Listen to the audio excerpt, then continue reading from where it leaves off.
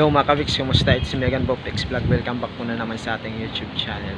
So for today's video mga kaviks, nandito na kami sa LDR Medical, sa kung saan ako kukuha ng medical ko. At kasama ko din si Mama Pex, syempre kasi wala tayong kasama. Sobrang init po mga kapiks. Yan po, sobrang init po nung papunta kami dito kasi umalis kami sa bahay Alas 9 pa ng umaga. alas 9:30 alas 10. So, ang sobrang init talaga. Tapos umabot kami dito 11:30. Sakto 2 oras. So, ayan. Papasok naman tayo dun sa office sa LDR para kunin yung result. At sana din mga kapiks, maging okay na yung result natin para maka-line up tayo sa interview, maka-bio-checking. So, ayan mga kapiks, tara. Let's go. Samahan nyo kami. At yan ho mga kapiks, kanina po kinabahan po ako sa aking resulta kasi ang tagal ibigay sa akin ni ma'am yung result sa medical ko sa repeat. Tapos nang binigay sa akin, ang daming tanong. Sabi niya, bakit ang tagal ng repeat mo? So ewan ko ma'am, kasi yun yung inano sa akin ng doktor. Tapos tinanong ko, ma'am, okay na po yung yung result ko. Yung sabi niya, mataas daw BP ko, yung blood pressure ko. Tapos tiningnan ko, mukhang may pula pa rin yung papel ko. Sabi ko, ma'am, okay na ba yung result ko sa GGT cholesterol tsaka sa SPGT? Sabi niya, okay na sir. Pwede na sabi niya, pwede ka nang bumalik sa Golden Gate Day. Sa sobrang saya ko, parang iwan ko yung anong reaction ko, parang na medyo naiiyak tayo kasi naano din yung paghihirap ko sa pagdadayet ko, nagbunga din sa pagdadayet ko. So yan ho mga kapiks, thanks, siyempre thank you kay God na ginubayan niya ako sa result na repeat sa middle ko. So yan, salamat Lord, yan, at sa inyong lahat salamat din, at sa mga nagbigay suporta po sa akin, maraming salamat din. At nakuha din natin yung fit to work sa medical ko. So ito po mga kapiks, tingnan natin. Anong masasabi mo mga kapiks? Na-shock po ako mga kapiks. Kasi kanina, kasi sabi niya, inano ko siya, biniro. Sabi ko, ito, bagsak na naman ako.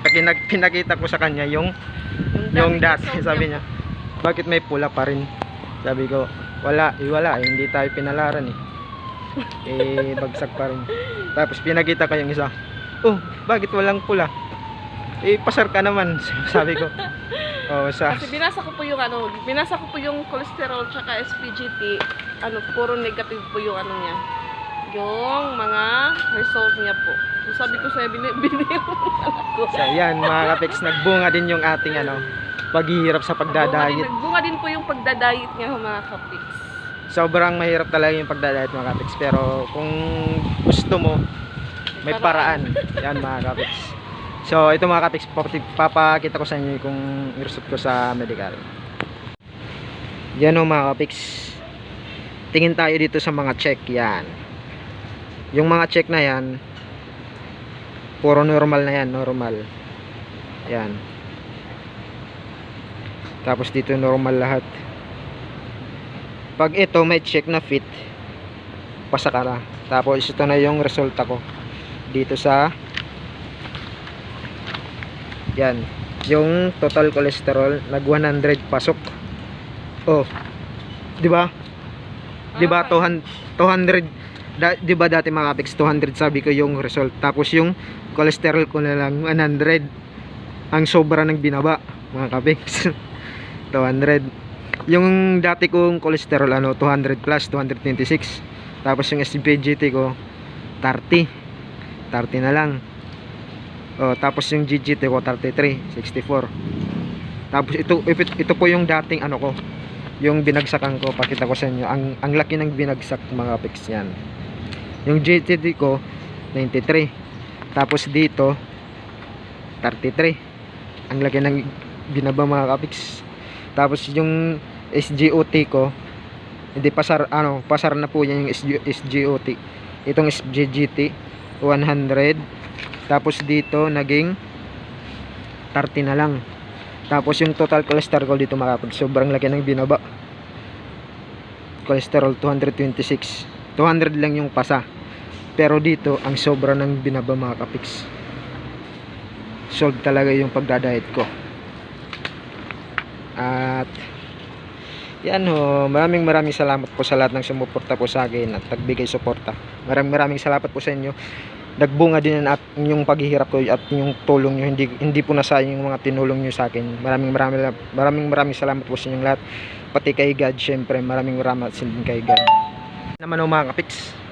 Pupunta naman ako sa Golden Gate. Magbabaka sakali kung pwede ako magpa bio-checking ngayon. So yan mga kapiks, tara samahan niya ako. Punta tayo ulit ng Golden Gateway kasama si Mama Pix. Bali first time niya po makapunta ng Golden Gateway. So ayan mga kapiks, tara, let's go.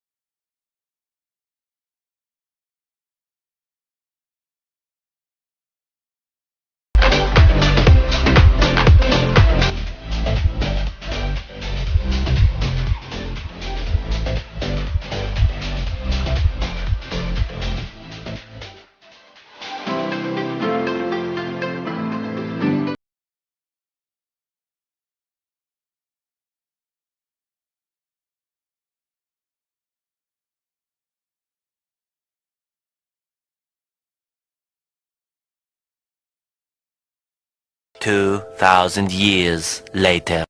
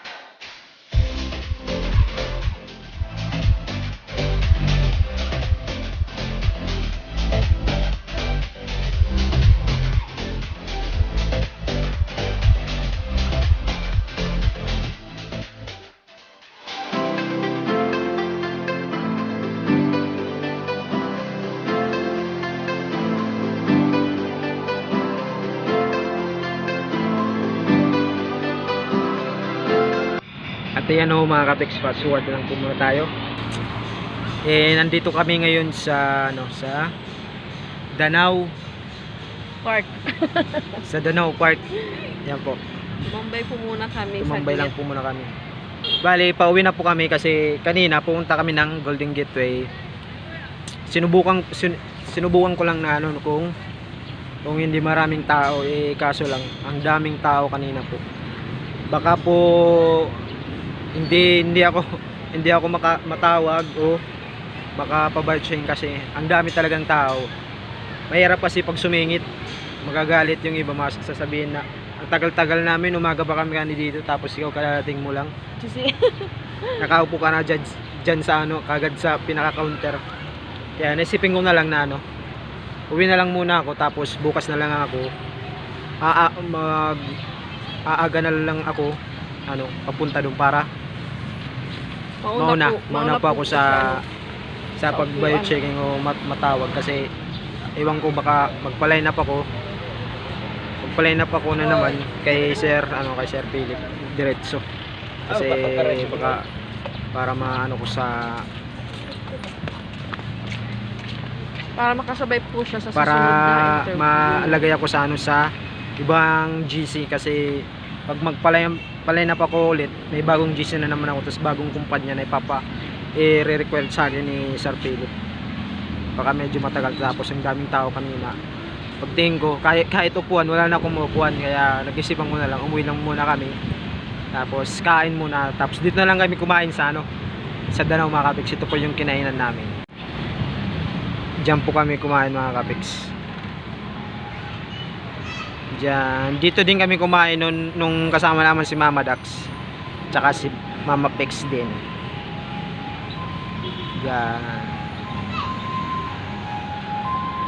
Mura at masarap lang dito mga kapex yung paninda nila. Marami kayong pagpipilian dito mga kapex. Yan, ang dami nila, iba't ibang yung may mango shake, tapsil, pares, fried chicken, ice scramble, juice, iba-ibang mapipilian mo mga kapex. Tapos medyo marami ding tao dito nakatambay sa park kasi nandito po kami ngayon sa may park ng Danau. Asa na yung Black Danau. So yan mga kapex, tambay lang muna kami ng Mama Pex. Marami pong dito.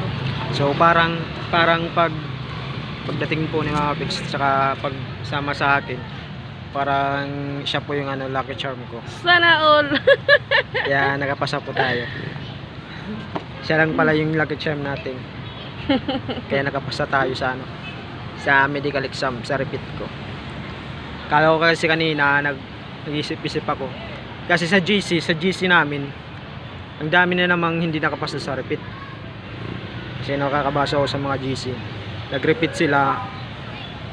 Hindi na naman sila nakapasa. Tapos inisipan ko baka ako naman yung pag mag-repeat ako hindi ako makapasa. Anong gagawin ko? Wala na tayong pangbayad sa repeat. Kaya asawa ng Diyos mga kapex, ginabayan tayo at pinagbigyan tayo ng second chance ni Lord na makapasa. Parang binibigyan po ako ni Lord ng second chance mga kapex kasi nung nag-testing ako sa welding, bumagsak ako sa unang test ko.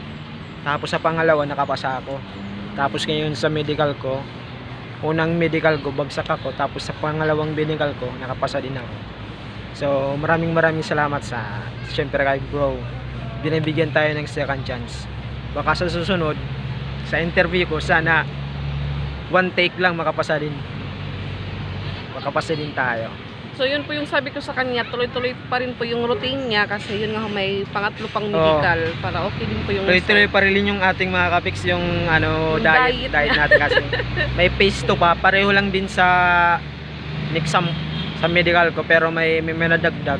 Tapos sa phase 3 yung medical pareho lang din pero may nadagdag din. So continue lang yung diet natin hanggang makapasok tayo sa Japan kung papalarin. So yun di lang po muna kayo makakauwi bukas ng Tacloban kasi babalik pa po kami sa Cebu City. Bababay checking pa po ako mga kapiks. Magpapabayo checking pa po si Papa Pex. Balik kami ng Cebu. Kahit mainit, biyahe pa rin. I-ready Yes. po kami bukas para mauna po siya sa listahan. Taste lang muna. 1 hour later. Yan o mga kapiks, nakauwi na po kami sa bahay. Yung mga kapiks ng maayos. Ang init talaga mga kapiks kanina sa pauwi namin yung biyahe. Nakakarami kami nag-stop kasi sa sobrang init. Naghahanap kami ng mga tubig yung hulog-hulog. Doon kami nag-stop para makakain kami ng tubig. At yan ho. Salamat po. Salamat sa inyong lahat. Tsaka syempre kay Lord na nakapasa tayo sa medical, sa repeat sa medical natin. So yung kulang na lang, bukas babalik ulit ako ng Cebu para sa bio-checking kasi kanina hindi po ako nagtuloy sa pag bio-checking kasi ang daming tao kanina. Hindi po tayo makakasingit kasi ang daming tao kahit sa upuan. Wala na pong upuan. Tapos may mga nakatayo pa. Kaya naisipin ko na lang na bukas na lang ako, umaga na lang ako bukas aalis para mauna ako dun. Mauna ako mataw kasi nakalista. Tapos tatawagin yung pag-line up. Kaya hindi tayo, pag matawag tayo baka gabi na kayo makakauwi. So isipin ko na lang, umuwi na lang kami. Bukas na lang kami pabalik ni mga Pix bukas. Kami nga alis mga alas 4 para maaga kami makadating dun, tsaka mauna ako sa pagpalista, tsaka mauna sa pagtawag. At yan pagdating namin dito medyo nagpahinga konti, tapos mga Pix naglaba kasi kasi medyo maraming labahan na. Tapos siyempre para kung makatapos ako sa pag-checking tapos na lahat, baka maka-uwi lang muna kami mga Pix sa Tacloban kasi baka medyo matagal pa yung interview ko, kaya uwi lang muna ako sa Tacloban. Doon lang muna ako update kung may interview, at saka na ako babalik dito sa Cebu. Doon lang muna ako sa Tacloban, maghahanap lang muna ako ng sideline. So ayan mga kapiks, tingnan natin si mga Pix kasi naglalaba po siya. Yan mga kapiks, si mga Pix laba muna siya kasi marami siyang labahin. So, hindi naglaba pa lang po kahapon si Mama Dax. Kasi kaninang umaga, puno agad yung basket. Puno. Ayan. Kasi para pag alis, kung makauwi kami, Wala pong labahan, wala pong masyadong labahan. wala nang labahan. Tsaka yung mga ginamit namin, hindi na mga labahan. Ano mga Pex, di rin makapoy? Gusto ko pong yung malamig po na coke. Akala ko red horse. Coke po yung gusto ko. Ano. Tapos ito po yung niya, alalay. Taga-igib ng tubig. Gaano ka? Mumulay? Mulay. TikTok na kayo, di ka kuan. Si Mama Dex nagluluto ng ulam namin. Ako sanang pinagluluto niya kaso kakapagod, pero ako yung bumili to sa sa merkado. Siya lang yung pinagluto ko kasi kakapagod mga kapiks, nagpahinga lang tayo ng konti.